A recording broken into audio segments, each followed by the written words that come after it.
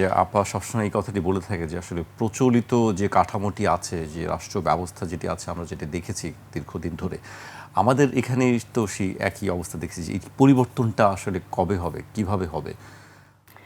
আমরা তো আশা করেছিলাম যে ২১-এর আপনার ২১ বলছি ২৪-এর যে আপনার অভ্যুত্থান, কোনো অভ্যুত্থান, সেটা একটা সবারই, রাজনীতিবিদ থেকে শুরু করে ব্যুরোক্র্যাটস, আর্মি, প্রত্যেকের কাছে এটা একটা শিক্ষণীয় বিষয় যে জনগণের শক্তির সামনে আপনার কোনো কিছুই দাঁড়াতে পারে না। ওই যে আপনার ককরোচ পার্টিকে সাপোর্ট দিতে গিয়ে আপনার ওখানে তো বলিউডের অনেক অ্যাক্ট্রেসরা আপনার জয়েন করেছে। একজন বলেছে খুব সুন্দর একটা কথা, বলেছে জনগণের কণ্ঠই হলো ঈশ্বরের কণ্ঠ। এই যে বিএনপি বলে যে আমরা গণভোট মানি না, আমার মনে এটা লাউড স্পিকার দিয়ে তাদেরকে শোনানো উচিত যে জনগণের কণ্ঠই হলো ঈশ্বরের কণ্ঠ। আমাদের দেশে আপনার এই যে ২৪-এর আন্দোলনের প্রথম কথাটাই তো বলা হয়েছিল আমরা রাষ্ট্রের সংস্কার চাই, যেটা উনি বললেন। আমাদের প্রচলিত কাঠামোর ভিতরে আমাদের সমস্যা হবে না, সমস্যার সমাধান হবে না, বরঞ্চ সংকট আরও ঘনীভূত হবে। এবং বিএনপির জন্য একটা, যারা ক্ষমতায় এসছে তাদের জন্য এটা একটা প্রচণ্ড একটা চ্যালেঞ্জ, প্রচণ্ড একটা আপনার তাদের সামনে কঠিন পথ আমি বলবো। কারণ দেশের মধ্যে অনেক গ্রুপ থাকে যাদেরকে অদৃশ্য শক্তি বলেন বা যাই বলেন, তারা এই কাঠামোর পরিবর্তন চায় না। কারণ তারা এই ৫০ বছরে তারাই কিন্তু এটার বেনিফিশিয়ারি। আপনার বাংলাদেশের জনগণ স্বাধীনতার পর থেকে যে অবস্থায় ছিল সেই অবস্থায় আছে। মানে অ্যাপারেন্টলি মনে হয় যে লোকজন কাপড় চোপড় ভালো পড়ছে, খাওয়া দাওয়া অতটা আগের মতো অত কঠিন নয়। কিন্তু তার জন্য আপনার এই তার অর্থ এই নয় যে আমাদের জনগণ আপনার খুব যে একটা আপনার সরকারের অথবা রাষ্ট্রের সম্পদের সেরকম ইকুইটেবল ডিস্ট্রিবিউশনের দ্বারা তাদের যতটুকু উন্নতি হয়েছে সেটা কিন্তু নট কারেক্ট। কারণ তারা অনেকেই বিদেশে চাকরি করে, এক্সপ্যাট্রিয়েট যারা। গ্রামীণ অর্থনীতিতে যদিও অর্থনীতির যেটা একটা মূল জিনিস যে একটা ক্যাপিটাল অ্যাকুমুলেশন, আনফর্চুনেটলি আমাদের দেশে কিন্তু গ্রামে সেই অ্যাকুমুলেশনটা হচ্ছে না, যদিও সব বিদেশে চাকরি করে। আমি জানি আমার শ্বশুরবাড়ি মাদারীপুরে, ওইখানে আবার সব লোক ইটালি যায়, কারণ ওই রিজিওনাল একটা স্থানীয় একটা ব্যাপার আছে, একজন গেলে আর একজনকে নিয়ে যায়।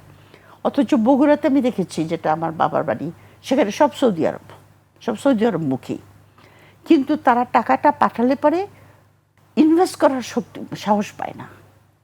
ইনভেস্ট করলে পরে যে কখন কোন পলিটিক্যাল পার্টি এসে তাদের আপনার এই যে চাঁদাবাজি, তারপরে এই গুন্ডামি, দোকান ভেঙে দেওয়া, মানে এনভায়রনমেন্টটাই তো আমাদের ইনভেস্টমেন্টের না।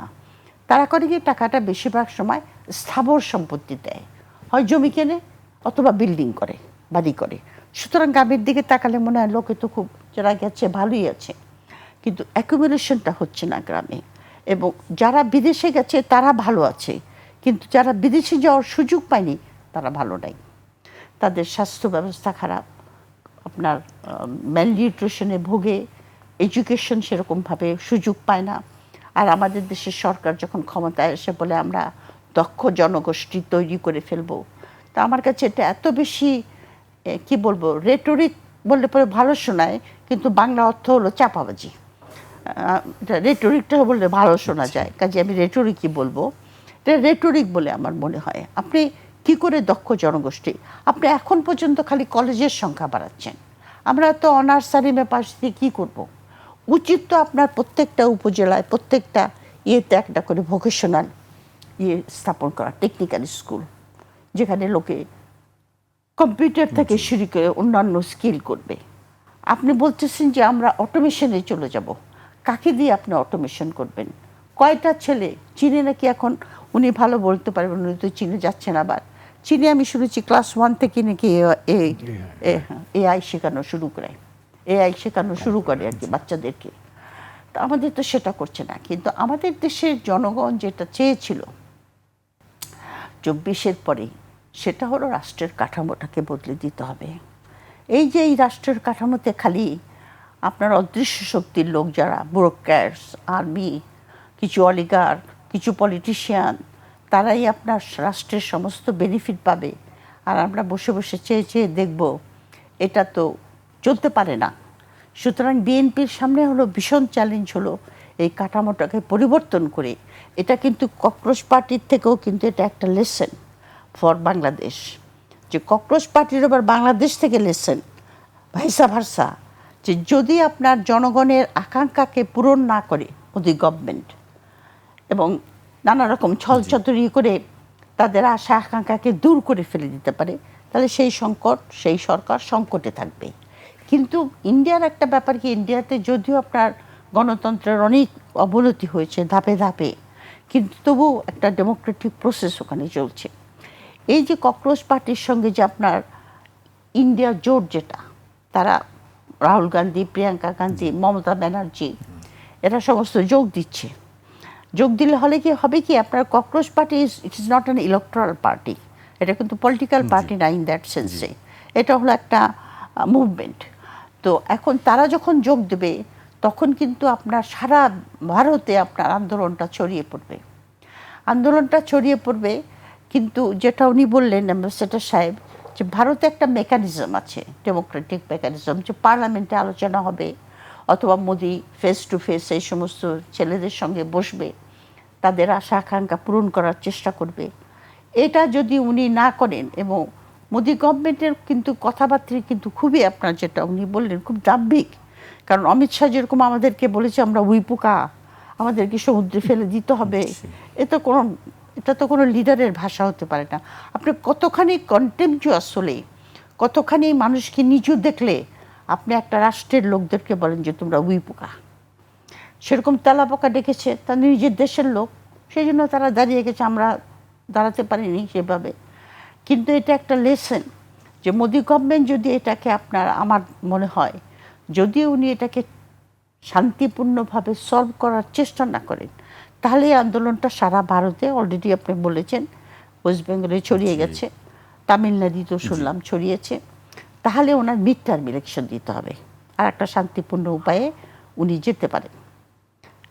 ইন্ডিয়াতে যেহেতু আপনার প্রতিষ্ঠানগুলি এখন পর্যন্ত সম্পূর্ণ ধসে পড়ে নাই, আর্মি অত পলিটিসাইজ না, আর্মি মোদির হয়ে গুলি চালাবে ছেলেদের উপরে, এটা আমি মনে করি না ইন্ডিয়ান আর্মি কোনোদিনও করবে। এটা আপনার এগেনস্ট ইন্ডিয়ানের যে আপনার ডক্ট্রিন, মিলিটারি ডক্ট্রিন, বিরুদ্ধে যাবে আর কি।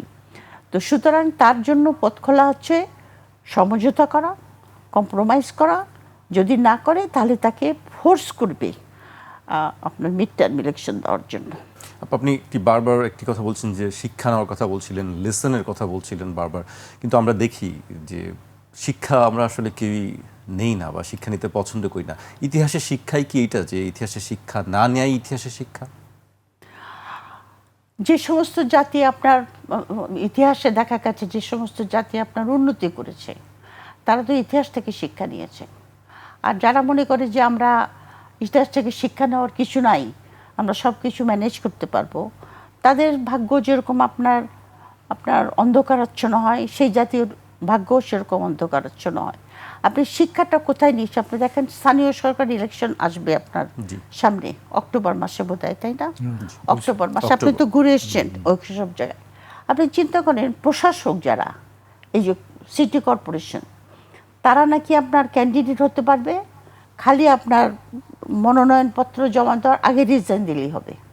অথচ প্রফেসর ইউনূসের আমলে কিন্তু আইন পাস করা হয়েছিল যে 1 বছর পর্যন্ত তারা কোনো ইলেকশন করতে পারবে না, যেটা আপনার গভর্নমেন্ট অফিসারদের ব্যাপারে করা হয়েছে, মানে ন্যাশনাল গভর্নমেন্টে, যে আপনি অফিসে থাকা অবস্থায় আপনার অবস্থানকে শক্তিশালী করার জন্য রাষ্ট্রের টাকা খরচ করে আপনি গণসংযোগ বলেন, আপনার বিভিন্ন প্রোগ্রামে যাওয়া বলেন, স্থানীয় উন্নতি করার কথা বলেন। যদি আমাদের ঢাকার যিনি প্রশাসক হয়েছে উনি কিচ্ছু করে নাই, সমস্ত ঢাকা ভর্তি, ধানমন্ডি ভর্তি খালি ময়লার স্তূপ।